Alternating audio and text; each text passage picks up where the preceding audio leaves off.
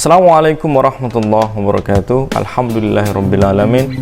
Allahumma salli ala Muhammad wa ala alihi washabihi ajma'in, amma ba'd. Alhamdulillah sehat semuanya, hadir semuanya.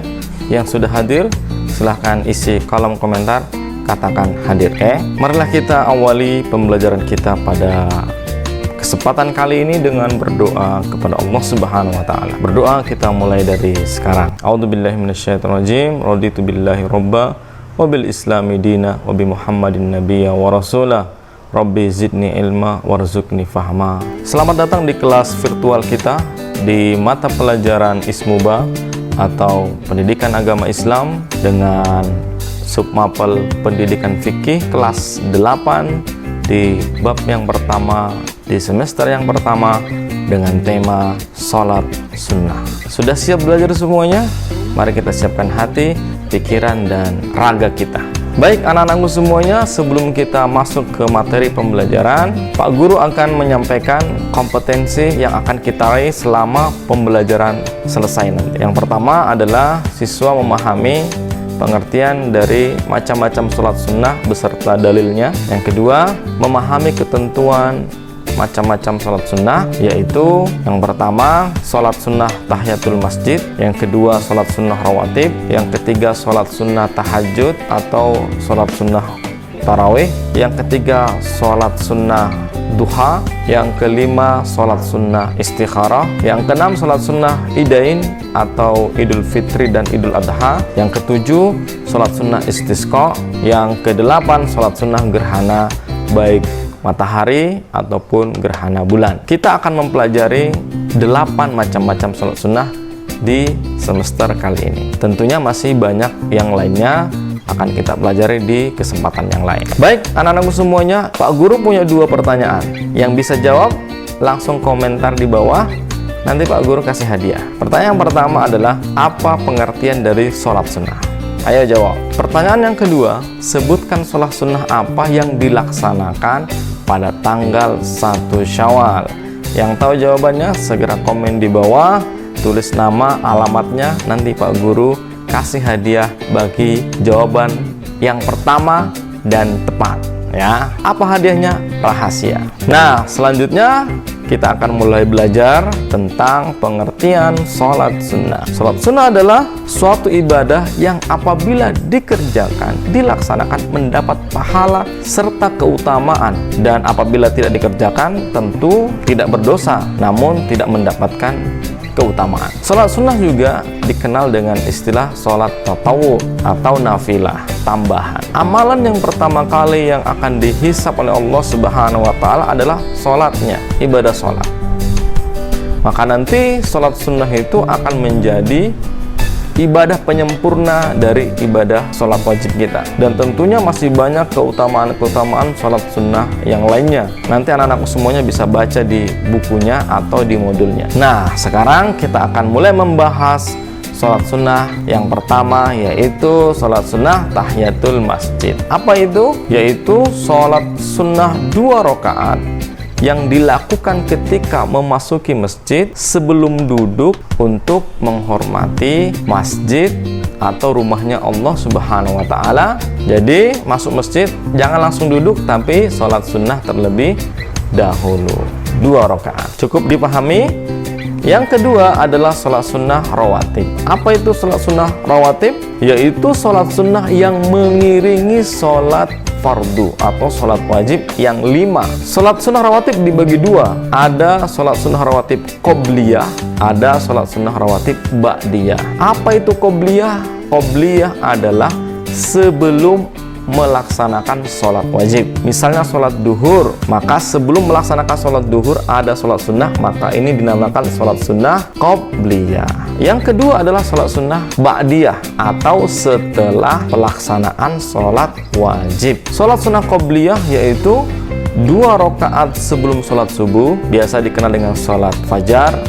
Yang kedua, 2 rakaat atau 4 rakaat sebelum sholat duhur. Adapun sholat sunnah ba'diyah setelah sholat fardu atau sholat wajib, yaitu 2 rakaat setelah sholat duhur, 2 rakaat setelah sholat maghrib, dan 2 rakaat setelah sholat isya. Yang tidak ada adalah 2 rakaat setelah sholat subuh dan 2 rakaat setelah sholat asar. Jadi kurang lebih sholat sunnah rawatib ada 10 rakaat atau 12 rakaat. Tentu keutamaannya sangat banyak. Salah satunya nanti akan dibangunkan rumah dan istana di surga kelak. Anak-anak semuanya, yang ketiga adalah sholat sunnah tahajud atau biasa kita kenal dengan sholat lail atau sholat qiyamul Ramadan atau sholat sunnah taraweh. Sholat sunnah tahajud atau sholat lail merupakan sholat sunnah yang dilakukan pada malam hari di luar bulan Ramadan. Sedangkan sholat sunnah yang dilakukan pada bulan Ramadan biasa kita kenal dengan istilah sholat sunnah taraweh atau sholat sunnah qiyamul Ramadan. Waktunya sholat sunnah tahajud lebih utama dikerjakan di sepertiga malam terakhir atau habis sholat isya sampai menjelang sholat subuh. Adapun tata caranya yaitu dilaksanakan 11 rakaat dengan formasi 4-4-3, boleh dengan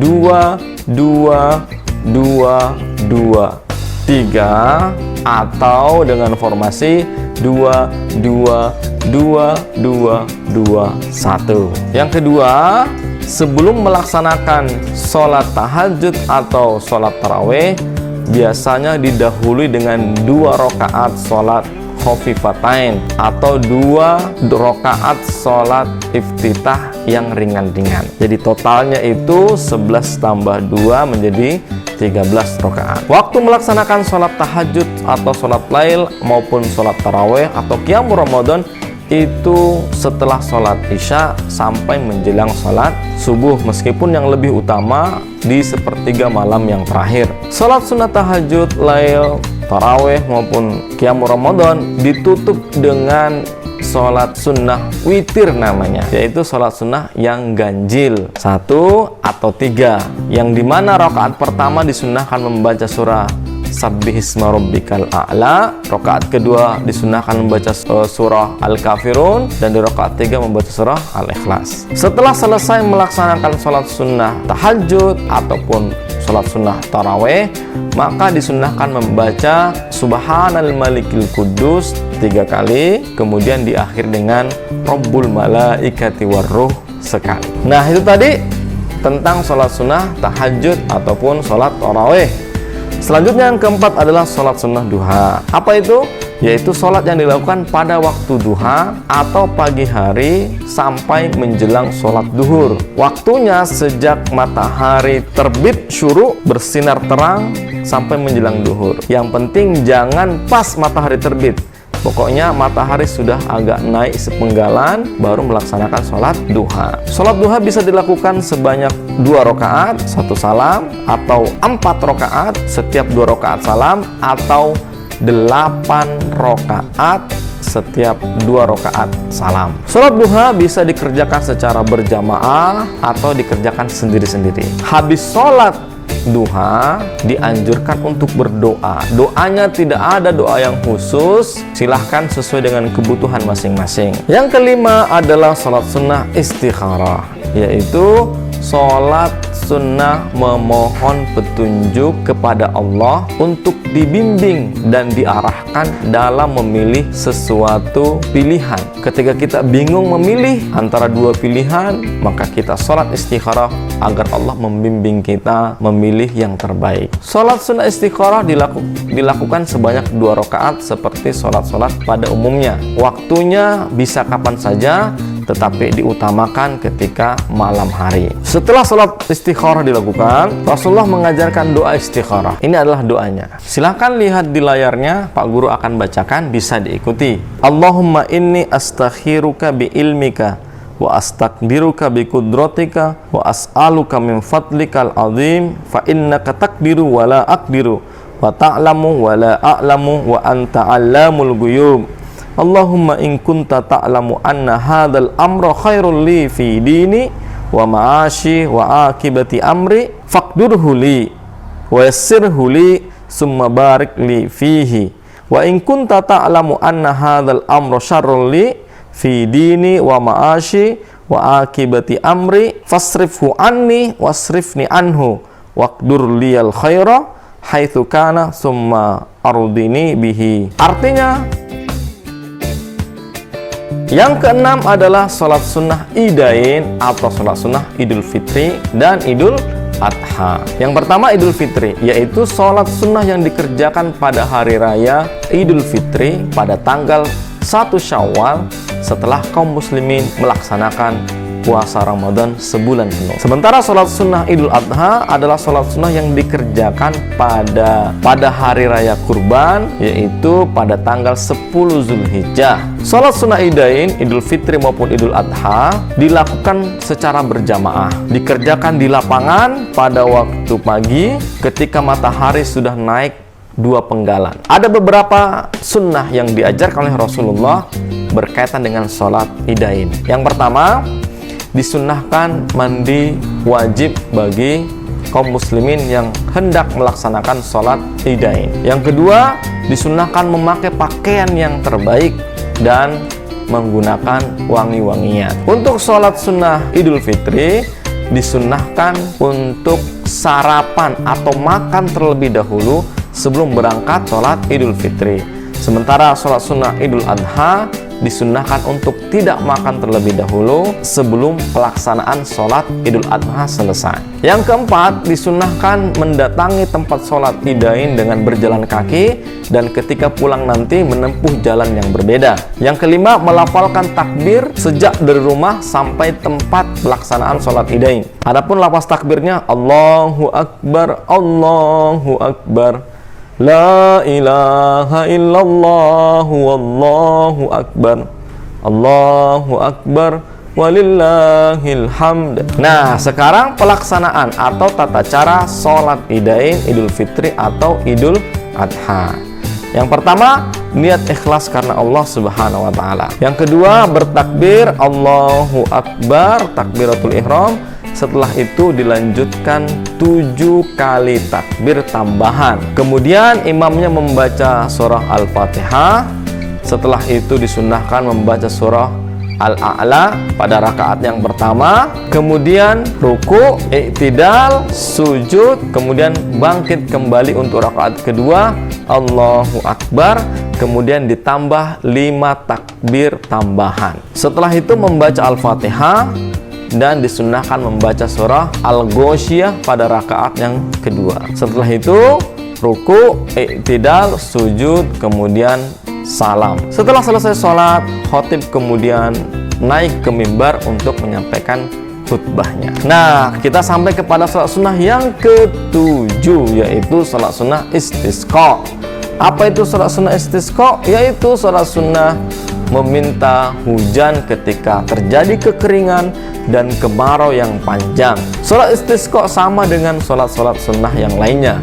Adapun ketentuannya, yang pertama, dilaksanakan sebanyak 2 rakaat. Berangkat ke lapangan dengan menggunakan pakaian sederhana dengan rasa khusyuk dan tunduk kepada Allah Subhanahu wa taala. Kemudian sholat sunnah istisqa tidak didahului dengan azan dan iqamah. Membaca Al-Fatihah dan surah Al-Quran yang lainnya dengan suara jahar atau dikeraskan. Setelah sholat sunnah selesai, dilanjutkan dengan khutbah. Sewaktu khotib hendak berdoa, maka khotib menghadap kiblat, kemudian mengangkat tangan setinggi-tingginya ke langit ketika berdoa. Khutbah sholat istisqa bisa dilakukan sebelum sholat, bisa dikerjakan setelah sholat. Nah, anak-anakku semuanya, tibalah kita pada sholat sunnah yang terakhir, yaitu sholat sunnah gerhana. Baik itu gerhana matahari kusuf maupun gerhana bulan khusuf.